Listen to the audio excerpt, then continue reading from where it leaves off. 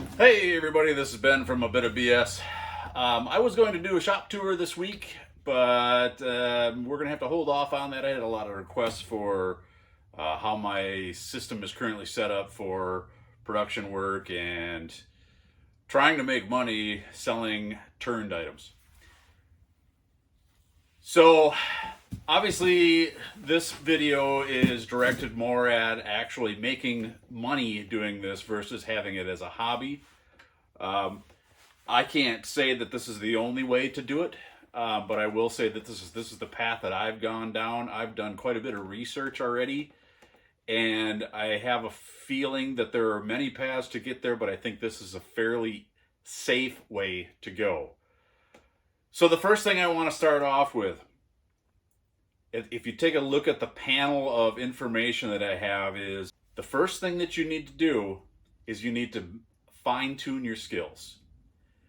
You can't go and try to sell things that people aren't interested in because they're not of good enough quality. And with all things in life, you got to practice in order to make yourself better. This means that you have to turn. You have to get to your machine. You have to do work on it. You have to know how things are cut. You have to know how things are scraped. You have to know how things are sheared. You have to truly understand that. You need to learn how to sharpen the tools. I think that's one of the good reasons to start off with high-speed steel tools as opposed to carbide tools. And I'm not going to get into the whole debate about carbide versus high-speed steel. It's like Ford versus Chevy, mumbo jumbo. I use both, honestly, but I'm glad that I started out using high-speed steel tools, because high-speed steel tools have taught me where the cutting edge is, how it cuts, how it's a supported cut. It forces you to think about the process and allows you to sharpen the tools better and buy better tools for what you need in the turnings that you're doing. So I kind of mentioned a little bit there that you need to learn some things, and it's going to be key that you study. Wood turning is not like running a table saw. And enough people get hurt every year running table saws that you cannot mess around with any of the equipment in your shop. The fact of the matter is that you're holding the cutting insert on a lathe. If you don't understand how it works, you are going to have issues, and they're safety related issues. Okay, so you just need to understand that you can't jump into this, turn the speed up to 11 million and hope that you're going to be able to be successful at wood turning. You need to understand what kind of speeds that you can turn at. You need to understand what the impact of turning the speed of the lathe up is. You need to understand how the tool is going to cut, how you need to support it, all of these things. You're going to have to study. I'm sorry, you're going to have to use your brains, okay?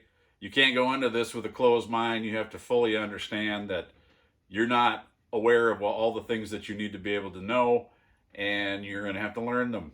And I'm sorry, but you're going to have to read some crap. So a lot of people talk about trying to join local clubs. I live out in the middle of nowhere. There really aren't any local clubs here. There are some people with knowledge. So I've been able to talk to some local guys who actually do wood turning. They've showed me some of their stuff. I've learned some things from them, but I've never actually had one up in my shop who actually said, no, you're doing that wrong. I learned everything that I know about wood turning basically from watching YouTube videos, but more from just going to the machine and trying things. I started turning probably 7 or 8 years ago, and it was probably earlier than that, but I never was seriously into it. I started turning and did a lot of things wrong and did a little bit of research, stopped the machine, put the tool up against the piece of wood that I was turning, looked at it, trying to see what was going on and why I was having the issues that I was having, that type of thing. You got to do that. And I wouldn't do that with a $25 bowl blank. I would do it with something that you're not going to be too sad if you lose it. Okay. I would, if you notice up in the upper left-hand or up right-hand corner, right, left, L. Yeah. If you look up in the upper right-hand corner, it talks about the tree dump. The tree dump is an amazing place to find material that you can turn. I the majority of the product that I have right now is from either the tree dump or from people who just simply gave away material that they didn't want. They had a downed birch tree and wanted it gone, and you go pick it up and you haul it away and you have the stuff for free. Now, what I typically do is if somebody offers me a tree or offers me some material, I'll turn that around and I'll make a bowl for them, and they get a bowl for free, or 3 bowls for free, or whatever you make an arrangement with that person for. I like to show some appreciation, but I'm not going to pay for material. I live in Minnesota. There are plenty of trees around here. People don't need to be chopping down trees specifically for me to turn a bowl. It doesn't make any sense when there's plenty of stuff going into the tree dump where it's typically going to get burned or made into mulch or something along those lines anyway. So if there's a chunk of maple in the tree dump, grab it, work with it, turn it. So there you go. You are on your way. You're starting to learn how to turn. We're not going to get into any of the details on that here in this video. We can talk about that later on. What I do want to talk about, like I said before, is how you're going to make money here. I just had a fella up in the shop. We were talking about the path that you're going to take here. You're very rarely going to jump into a craft like this or a trade like this and make enough money to support yourself right off the hop. So what I've done, right or wrong, is I jumped into Etsy. Now, Etsy's just an example. There are others out there, online stores. I chose Etsy just because it was the one that I chose. There was no other reason behind it. It is popular and fairly easy to use. That, to me, is a great way to go if you have an existing job that will get you by. If you're doing a soulless job that hurts you every day and you can't stand it when you wake up in the morning and have to go to work, if you can manage your way through a couple of years of that, you might be able to get yourself on the way to working online, selling things online. Now, granted, there's probably going to be some supplemental work outside of the online sales as well, especially if your economy isn't doing particularly well, or maybe the algorithms in the website that you're using are going in a bad direction and you're not getting the type of sales or visibility that you want. So, and I would not recommend jumping into your own website right off the bat. I think there's enough learning curve there that you don't need that extra headache and work unless you're a genius about websites. I would stay away from that. Now, something like Shopify or Etsy, one of the big name ones, they have a lot of tutorials. They have a lot of things kind of canned in the program for you that do things automatically for you. Shipping, automation, linkages to your other websites, your other social media, those types of things are automated through Etsy. I've found that they do a really good job of helping me to skip and jump through some of the hoops and the hurdles that you're going to have if you were trying to do this on your own. So if you're on the Etsy path, that is something that you could do in the evenings if you come home from work. Turn a bowl, take some pictures of it, get it listed, and then you're not paying a ton for the listings, and then take a little bit off the top. Those are just the stepping stones to be able to get you to the point where you have enough volume production where you can start thinking about quitting your job. But in the meantime, I honestly believe that you could do an Etsy type thing or an online store type thing and have a job at the same time, as long as you're willing to put in some effort and some work. If you are going down the Etsy path, I would strongly recommend that you pay attention closely to your store, obviously, and go after that star seller. The star seller is probably one of the best means for you to boost yourself further up in the algorithm that they use to be able to tie your tags and bowls into what the search is from a potential customer. Okay? And that rolls right into the next thing I'm going to talk about here is the tags themselves. All right? Tags are important, obviously. And What I did not know is you have 13, for example, with Etsy, you have 13 potential tags. That's the max that you can have. You also are automatically getting the words in your title into your tags, into the search algorithm. So if you are repeating things from the title into your tags, you're doing extra work and wasting the tags that you don't necessarily need to. So use your brain and think about the tags that you want to use. Okay? Also, and this is one of the toughest positions, you want to do some research on the prices. Okay? I don't have a clue what price you're supposed to be selling your stuff at. If you go by an hourly rate right off the bat, you're probably going to be extremely disappointed, okay? It takes us a long time to make a bowl. We don't turn them around in 15 minutes. There's a lot of work that goes into them, especially if it's a fancier, more exotic piece that requires specialty operations when you're turning, okay? But you really need to look at what price you want to be selling your bowls at. And then set that price, but be willing to change the price if you need to. I can't say for sure whether my prices are where they need to be at this stage. I think that they're close, but I'm also very willing to lower my price if I need to. If I feel like the sales are bottoming out to the point where I'm making nothing at all, I might have to lower that price. If I feel like the stuff's flying off the shelves and everybody else is charging more than me, I'd be more than willing to raise the price as well. Okay, so that's the whole Etsy side of things. That is going to eventually lead you into your own website potentially, where the search algorithm isn't as important. You have all of your stuff displayed there. It basically sells itself with not a whole lot of competition from other potential vendors. Okay? So we probably should take a little bit of a break here.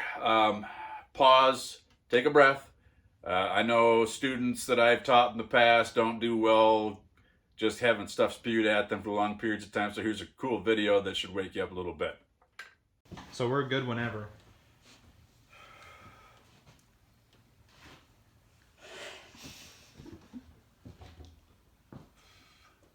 It's recording right now? Yep. Yeah. Oh, good gal. All right. Ready? Yep. Go.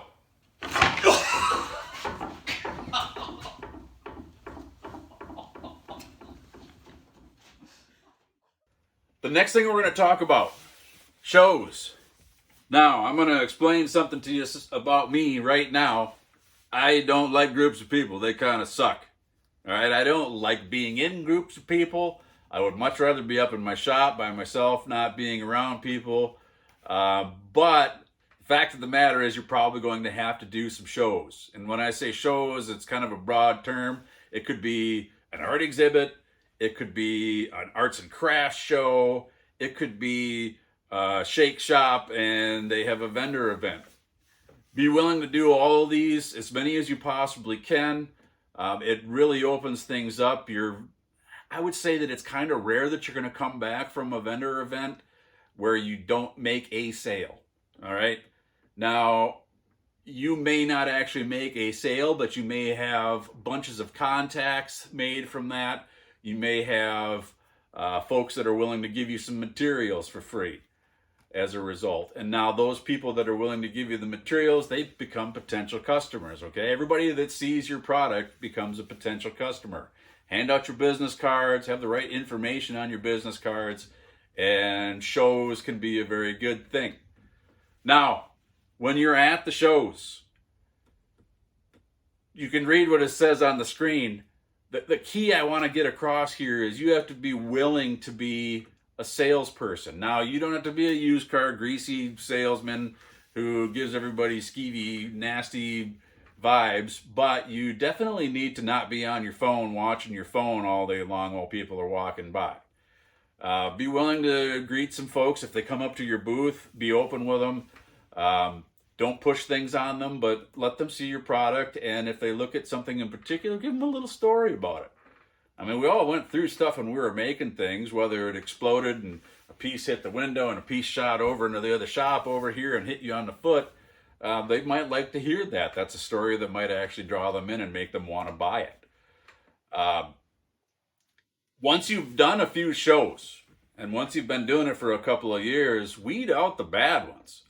Okay, if you've gone to a show and there was no one there, and there was only like 6 vendors, and you didn't make a sale, and it cost you $200 to enter, don't go again. All right.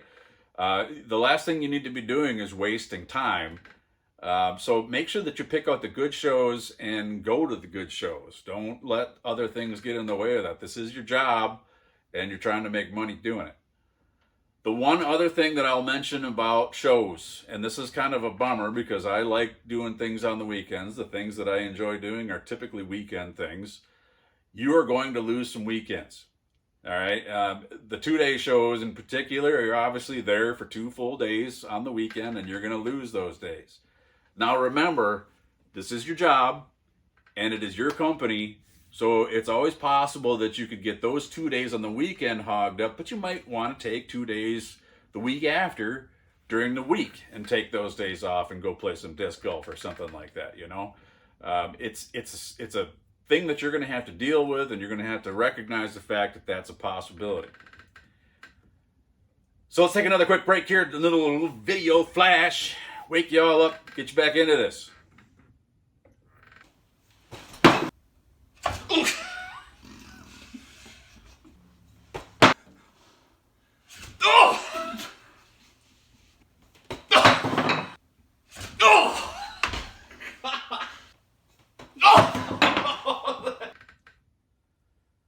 Okay, last one I'm going to mention here. Word of mouth. Okay? This is a big one. And I say this because a lot of my biggest sales, most volume at a bare minimum, have come from locals and knowing the right people at the right times.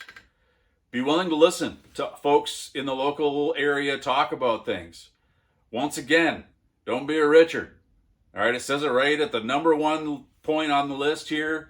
The more friends that you've made in the past leading up to this, the better off you're going to be. Because those friends become potential customers. It doesn't mean you need to go used car salesman on them again and be all gross and disgusting. But don't hesitate to talk to the folks that you knew from before. Don't hesitate to use them as contacts in the business. I've had people that I didn't even know, locals, contact me and say, hey, I heard you're turning bowls. Could you make this for us?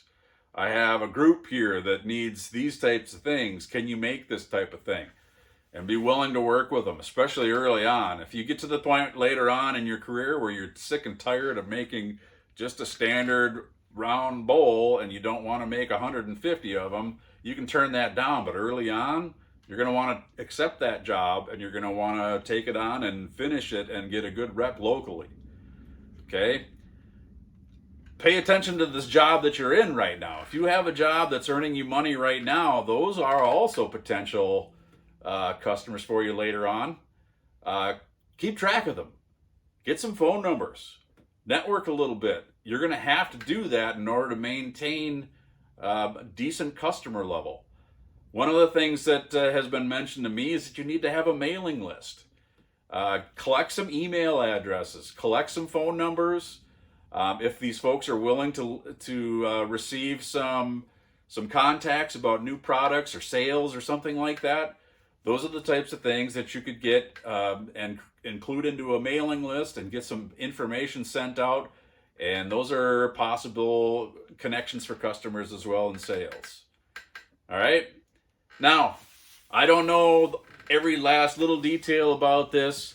I'm relatively new in the business as well, but I hope this is enough to get you guys started off down the right path. If it's discouraged you, maybe it should. It's not going to be for everybody. If you do not have a decent job currently, you're obviously not going to be able to buy a new lathe and all the tools that go with it and just start into this without any initial investment, okay? It is not going to be a light switch that turns on and off and gets you automatic sales right off the bat, okay? So don't be frustrated or discouraged, but understand that if you can find yourself a a part-time job at a bare minimum, a full-time job would be preferable, and have the two of them going in conjunction, then slowly wean yourself off your need for your full-time job where you're lining somebody else's pockets with cash. Okay? If you like this video, please like it and subscribe. Maybe even turn on the notifications, the little dingy bell thing there. Help you get the newest content. I'm going to try to be pumping stuff out on a regular basis.